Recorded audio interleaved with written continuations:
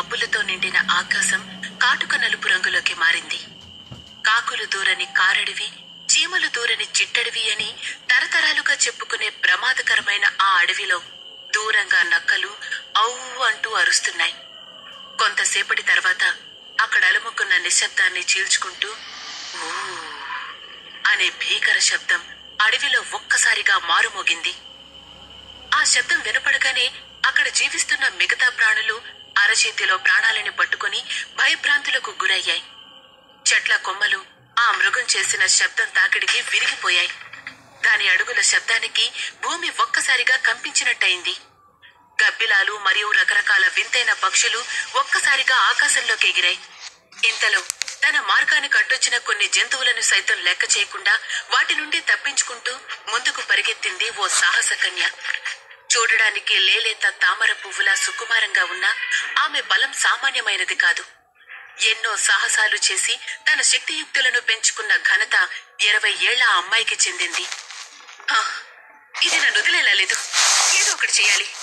అమావాస్య అర్ధరాత్రి కావడంతో శక్తిని మరింతగా పెంచుకుని నాకు సవాలు విసిరేలా ఉంది అని వెనక్కి తిరిగి ఓ నిమిషం చూసి మళ్లీ పరుగు తీసింది ఆ అమ్మాయి. రాజనందిని, నువ్వెంత పరుగు తీసినా ఆ మృగం నుండి తప్పించుకోలేవు. వీలైతే దానికి ఎదురుగా నిలబడి పోరాడు, కొంతలో కొంత ప్రమాదమైన తప్పుతుంది అని ఆమె దుస్తుల్లో దాక్కున్న చిట్టి చిలకమ్మ సలహా ఇచ్చింది.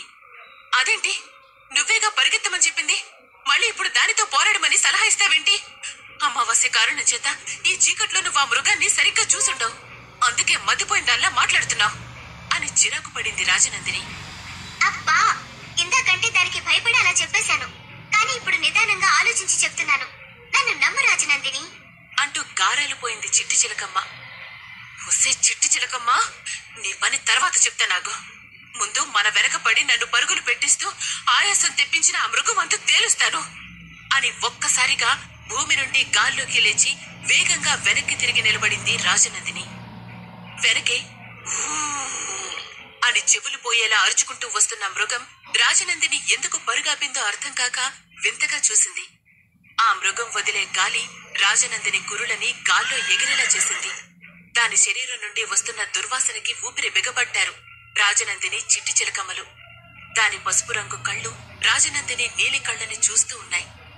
వాడి కలిగిన దాని 4 చేతి వేళ్ల గోళ్లు పాము కోరల్లా విషాన్ని చిందించడానికి సిద్ధమయ్యాయి. ఇక ఈ పరుగులు తీయడం నా వల్ల కావడం లేదు, నిన్నంతం చేసి నీలో రహస్యంగా దాగి ఉన్న లెవెల్ 2 శక్తి గుళిక తీసుకుని వెళ్తాను అని కుడిచే చాపింది. వెంటనే బంగారు రంగులో మెరిసిపోతూ ఉన్న ఖడ్గం ఆమె చేతుల్లో ప్రత్యక్షమైంది. ఖడ్గాన్ని చూడగానే ఆ మృగానికి కోపం తారాస్థాయికి చేరుకుంది. నోరు పెద్దగా తెరిచి ఒక్కసారి అడవంతా ప్రతిధ్వనించేలా అరిచి రాజనందినితో యుద్ధం మొదలుపెట్టింది. రాజనందిని, జాగ్రత్త సుమా, ఆలోచనతో వ్యవహరించు, లేదంటే నీతో పాటు నేను కూడా నా చిట్టి ప్రాణాన్ని కోల్పోతాను అంటూ చిట్టి చిలకమ్మ హెచ్చరించి ఆమె దుస్తుల్లో దాక్కుంది. రాజనందిని ఒక్కసారిగా గాల్లోకి ఎగిరింది. ఆ మృగం తన చేతికున్న పొడవైన గోళ్లతో ఆమె మీదికి దాడికి దిగింది. రాజనందిని ఒక అడుగు వెనక్కి వేసి దాని గోళ్ల నుండి తప్పించుకోవడమే కాకుండా తన ఖడ్గాన్ని మృగం మీద ప్రయోగించింది. మృగం చేతి వేళ్ల గోళ్లు చెట్టుకున్న ఎండుటాకుల్లా రాలిపోయి భూమిని తాకాయి. మృగం వేళ్ల నుండి నల్లని రక్తం చింది దానికి బాధ కలిగించింది.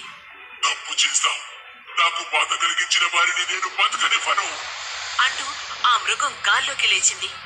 క్షణాల్లో మృగం తను కోల్పోయిన చేతి వేళ్ల గోళ్లని మళ్లీ తిరిగి పొందింది.